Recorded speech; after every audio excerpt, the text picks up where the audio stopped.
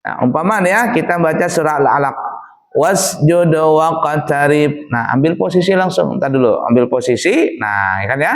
Ada kiblat, semuanya sudah siap. Langsung takbiratul ihram.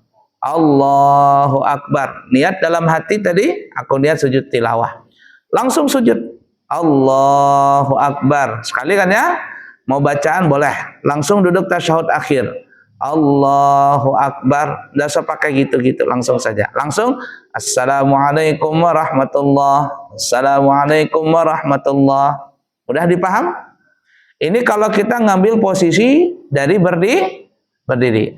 Nah, atau ngambil posisi dari duduk. Lagi khataman Quran kan ya, baca surah Al-Alaq sampai di apa namanya itu? Wasjud waqtarib. Langsung saja ngambil posisi duduk.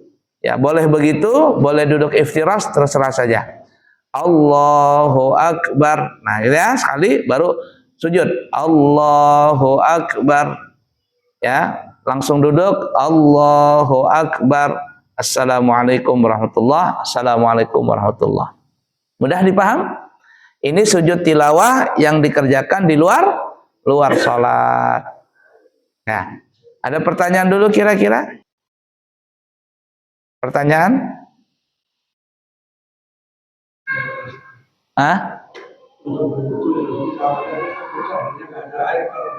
Tayamum boleh. Tayamum boleh. Kalau nggak ada wudu boleh tayamum. Udah ya?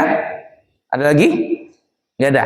Kalau seandainya umpama ada bapak-bapak khataman Quran atau siapa sajalah ya, membaca surah Al-Alaq tadi tapi nggak mau sujud.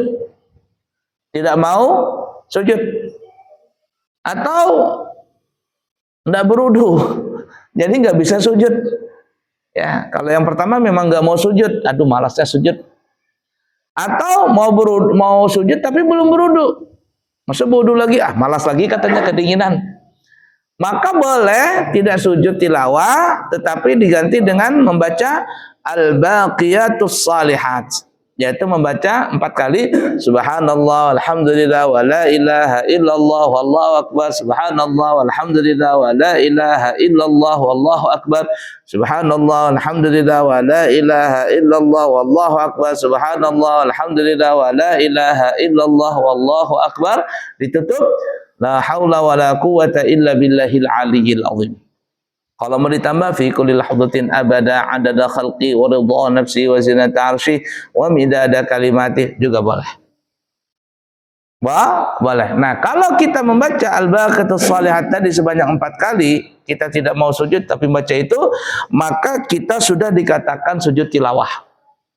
Tetapi kalau ada orang membaca surah Al-Alaq, akhir surah Al-Alaq, atau ayat-ayat yang nanti kita sebutkan, ada 15 ayat di dalam Al-Quran yang berkaitan dengan sujud tilawah. Kita baca itu, tapi kita tidak mau sujud tilawah. Kemudian tidak mau juga membaca subhanallah, alhamdulillah, la ilaha illallah, akbar. Enggak mau semuanya. Apa yang terjadi?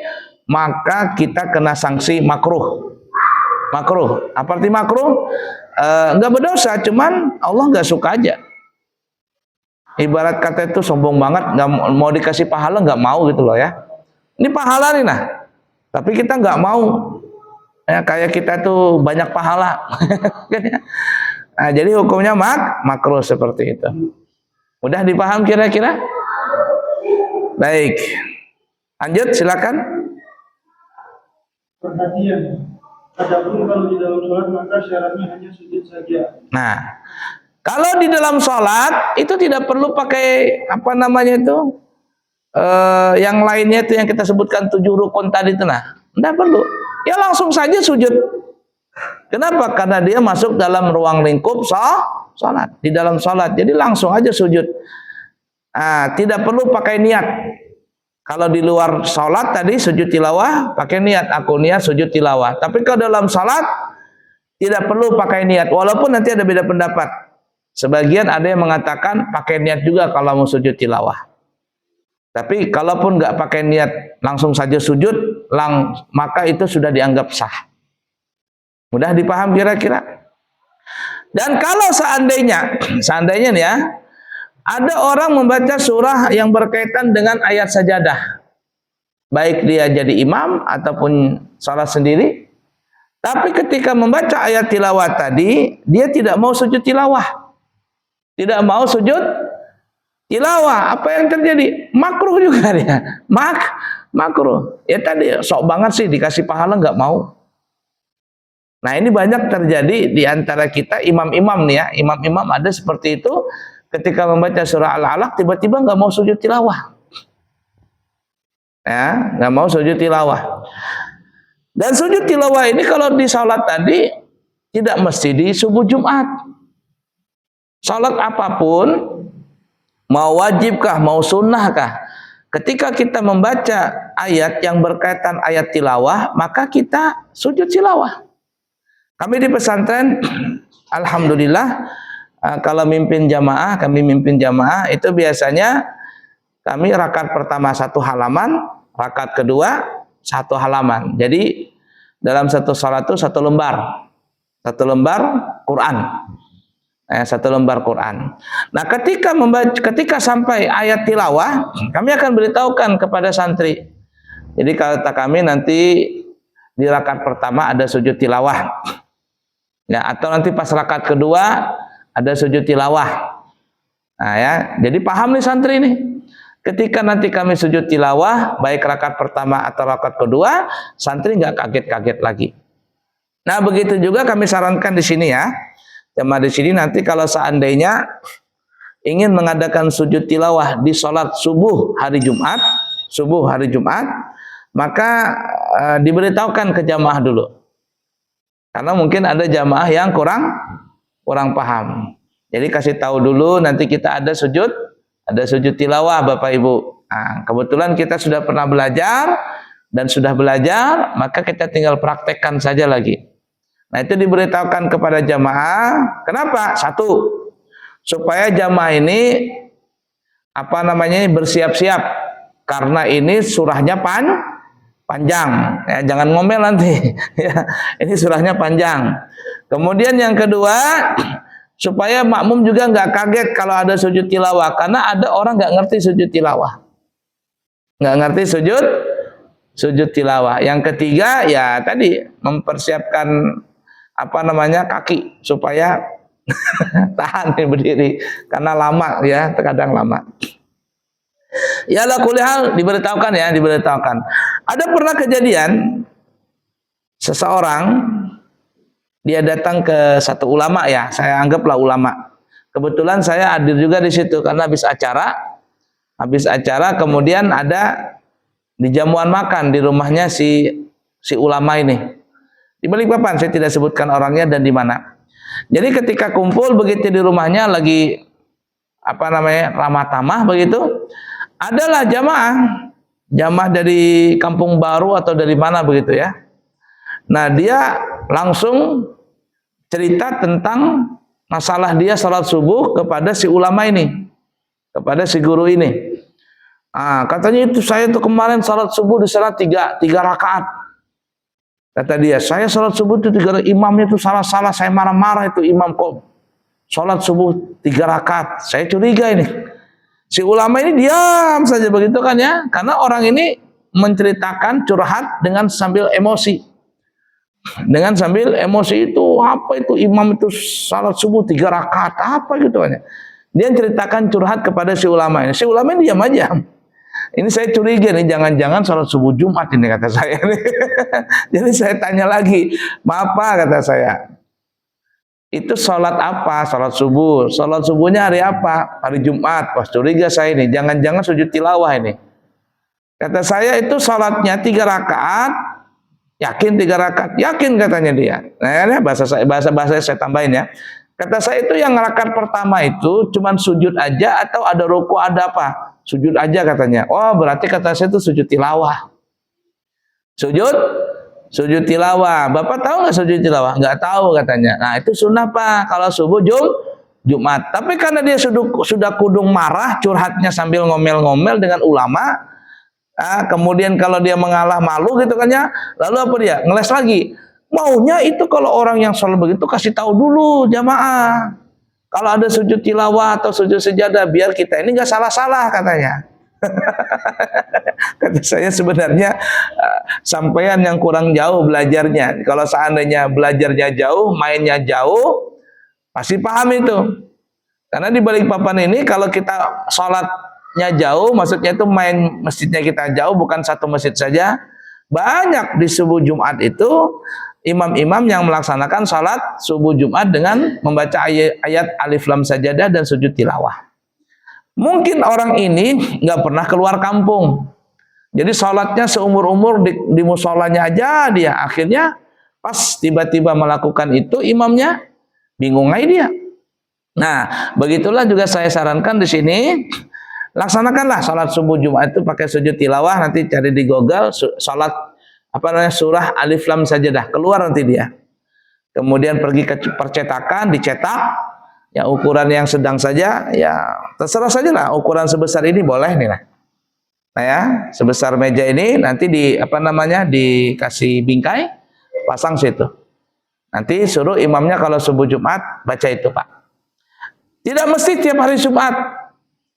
Ya, kalau mau subuh Jumat tiap kali juga nggak apa-apa. Tapi kalau sekali-kali umpama minggu ini sujud tilawah, Jumat ini sujud tilawah, Jumat depan tidak sujud tilawah, Jumat depannya sujud tilawah, juga boleh, nggak ada masalah, nggak ada masalah, ya. Jadi tidak ada kewajiban, dia hukumnya sunnah saja. Ada satu masjid, saya tidak sebutkan masjidnya, dekat sini, daerah sini. Waktu itu masjidnya besar ya, besar sekali. Mungkin kalau saya bisa katakan 3 kali lipat masjid ini. Ya, 3 kali, panjang sekali masjid itu. 3 kali masjid kita ini panjangnya. Mungkin ada 20-25 meter itu panjangnya itu. Panjang sekali masjid tadi, benar besar. Nah, waktu itu mungkin orang ini, maksudnya pengurus masjid itu nggak pernah melaksanakan sholat subuh tilawah. Jadi kalau waktu itu sudah belajar, kemudian mau mempraktekkan sholat subuh sujud tilawah itu. Saya diundang situ. Pak, bisakah sholat subuh di tempat kami, nanti habis itu pengajian. Kata saya, kenapa ini? Ya, ajarin kami untuk bagaimana tata cara sholat sujud tilawah. Ya, sholat subuh sujud tilawah. Kata saya, oke. Saya datang ke sana. Nah, mungkin kalau tidak salah ada 4 kali atau 5 kali atau kurang lebih lah dari itu. Saya pernah melaksanakan sholat subuh Jumat di masjid itu. Nah, setelah mereka paham nih ya, sujud tilawah, lalu saya bilang, sudah ngerti sudahnya? Sudah, Pak. Kata saya, nanti belikan itu, tulisan surah sajadah itu, taruh di depan peimaman situ. Karena sudah paham kan? Oh iya sudah. Nah, setelah saya kasih tahu itu, sampai sekarang nggak ngundang lagi sholat subuh Jumat di situ. Kenapa? Karena sudah bisa semuanya. Nah, itu ilmu. Ilmu kita belajar seperti ini, ya kita amalkan. Kalau kita belajar kita nggak ngamalkan, ya al ilmu bila amalin kasyajari bila samarin. Ilmu kalau nggak dipraktekkan itu ibarat kata pohon yang tidak berbuah. Pohon yang tidak berbuah kan percuma jadinya. Udah dipaham kira-kira? Baik, lanjut. Adapun pendapatnya Imam Romli, beliau mensyaratkan wajib pakai niat. Baik, tadi kita katakan kalau sujud tilawah itu dikerjakan di dalam sholat, itu tidak perlu pakai niat. Tapi kata Imam Romli, pakai niat juga. Pakai niat juga. Jadi pas mau turun, aku niat sujud tilawah. Tapi kebanyakan kita tidak perlu pakai niat. Karena itu beda pendapat ya antara Imam Ramli dengan Imam Ibnu Hajar. Imam Ramli mewajibkan niat, Imam Ibnu Hajar tidak mewajibkan. Dan kebanyakan orang kita tidak ada niat-niatan untuk sujud tilawah. Kalau sujud tilawah itu dikerjakan dalam sholat, langsung saja sujud. Langsung saja sujud, sah sujud tilawahnya, benar, dapat pahala dan seterusnya sempurna insya Allah. Mudah dipaham kira-kira ya. Nah, tapi kalau sujud tilawah yang kita tadi bahas dikerjakan di luar sholat, maka wajib terkumpul 7 rukun dalam saat sujud tilawah di luar sholat. Salah satu rukunnya apa tadi ya? Niat sujud tilawah. Aku niat sujud tilawah, gitu aja sudah. Baik, lanjut. Masalah. Satu, apabila mendengar orang membaca ayat tilawah lewat radio atau televisi, kalau mendengarnya secara langsung atau live, maka bagi yang mendengarkannya disunahkan untuk sujud tilawah. Nah, jadi kalau kita dengar radio atau nonton TV siaran langsung di Mekah kah di mana begitu kan ya? Tapi secara langsung nih, bukan siaran tunda, langsung live. Kita mendengar orang baca Quran, baik lewat telinga atau langsung mata dan telinga, mendengar ayat tilawah, kita yang ada di Indonesia ini atau di tempat kita, sunnah untuk sujud tilawah. Sunnah kita untuk sujud tilawah. Tentunya kalau di luar salat, syarat dan rukun sujud tilawah berlaku, yang kita sebutkan tadi. Tetapi kalau seandainya yang dibaca ini ayat tilawah, namun tidak langsung, rekamankah atau nonton di YouTube yang bukan secara langsung atau di Facebook atau di mana saja, tapi tidak langsung, tidak secara langsung, siaran tunda, siaran ulang dan sebagainya, maka kita yang mendengar tidak dianjurkan untuk sujud tilawah. Kenapa? Karena cuman siaran tunda. Itu sama dengan bel.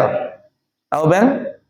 Kalau orang mengucapkan salam, wajib nggak kita jawab salam?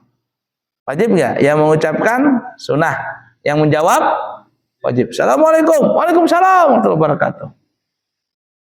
Tapi yang mengucapkan salam ini apa? Orang Islam, orang yang berakal dan siaran langsung, artinya langsung berhadapan. Baik berhadapan langsung pandang-pandangan atau berhadapan pakai suara lewat telepon atau apa begitu. Ya, atau lewat surat. Lewat surat yang ditujukan kepada kita atau SMS, WA begitu. Walaupun itu berbentuk tulisan, wajib kita jawab karena orang itu menunjuk kepada kita. Ya, menunjuk kepada kita. Tapi betul-betul tulisannya Assalamualaikum warahmatullahi wabarakatuh. Kita jawab Waalaikumsalam warahmatullahi wabarakatuh. Tapi kalau cuman tulisannya ASS. ASS, apa ini ASS nih? Disingkat nih ya. Saya udah sekali dua kali dapat tulisan seperti itu, ASS katanya. Saya nggak jawab. Atau dia bilang assalam katanya. Assalam, udah saya jawab. Assalam aja. Salam katanya. Udah saya jawab ya. Kenapa? Karena nggak lengkap tadi itu. Nah, jadi kalau mengucapkan salam itu sunnah, menjawab salam wajib asalkan langsung. Tapi kalau siaran nggak langsung, bel bunyi. Assalamualaikum warahmatullahi wabarakatuh. Kita nggak wajib menjawab salam. Kenapa? Karena bukan suara asli, ini suara khayal, ini suara nggak asli. Atau yang ngucapin salam ini yang tidak berakal. Maksudnya apa ya? Binatang, mama. Kita punya burung beo, ya, karena dia sering kita lajar assalamualaikum, dia ngucapin salam. Assalamualaikum warahmatullahi wabarakatuh. Kata burung beo nih. Ya, nanti orang lewat cewek. Wah katanya. Apakah kita wajib mengucapkan salam, menjawab salam? Waalaikumsalam warahmatullahi wabarakatuh. Enggak wajib. Kenapa? Karena dia bukan makhluk berakal, dia binatang. Dia cuman kelebihannya bisa berbicara karena dilatih bisa bicara itu. Udah paham kira-kira? Nah, sama juga dengan sujud tilawah ini. Baik, kalau kita mendengar secara langsung. Lanjut.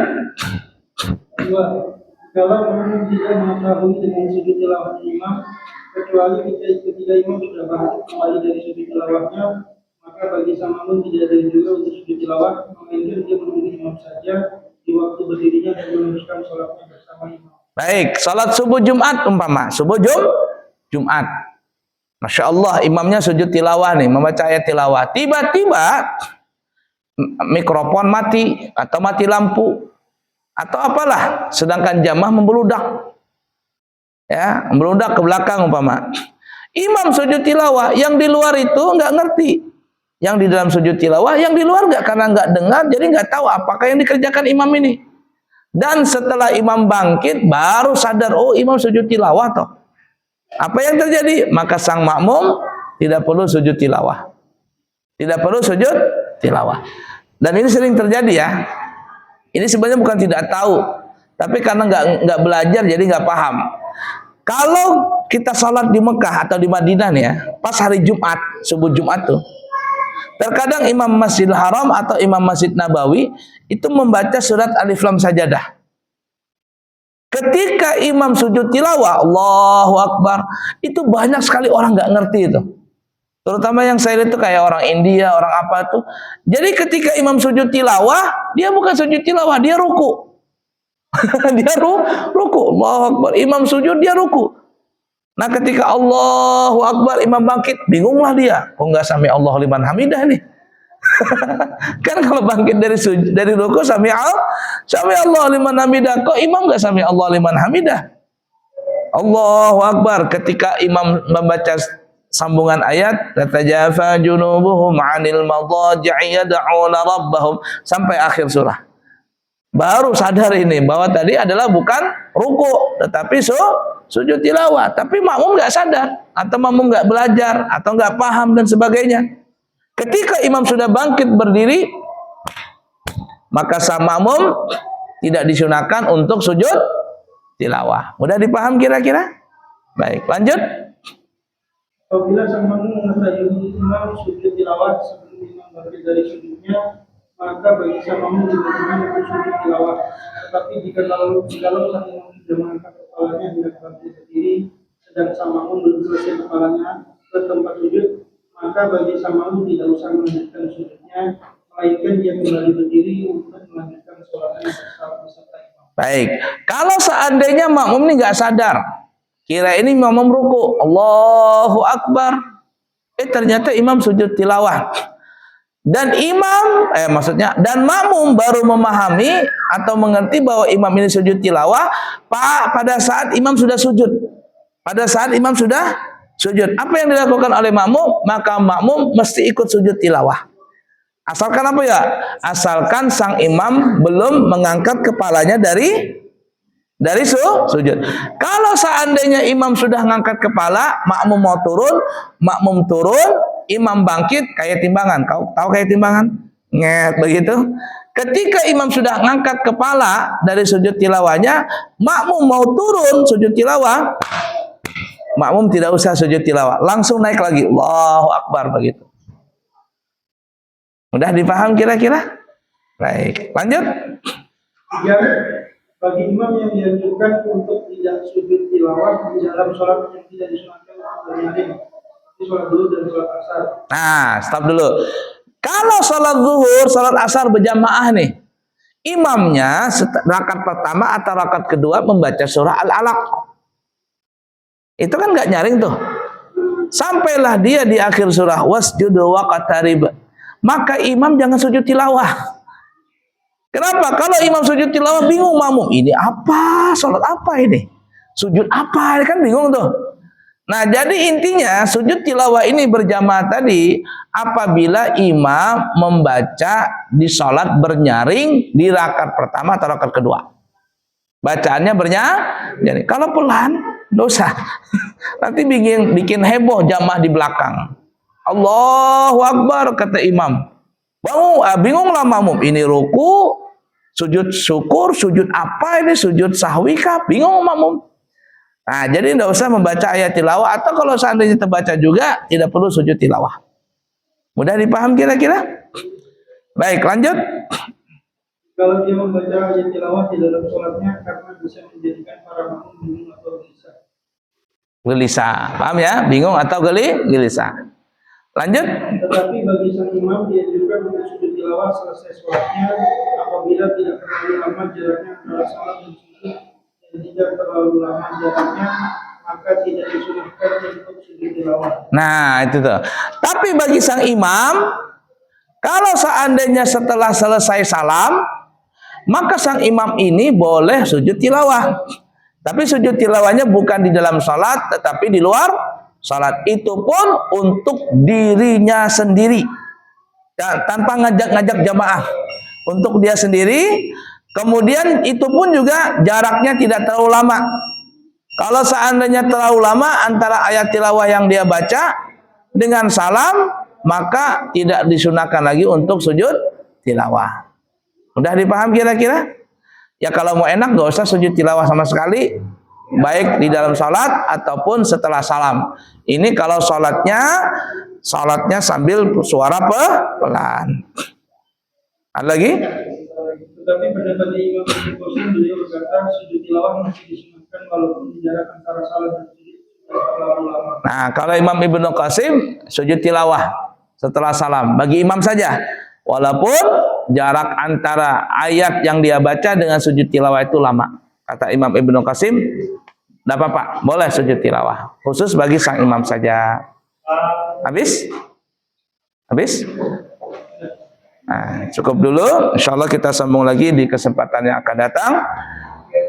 Subhanakallahumma wa bihamdika asyhadu an la ilaha illa anta astaghfiruka wa atubu ilaihi wa akhiru kalam. Wassalamualaikum warahmatullahi wabarakatuh.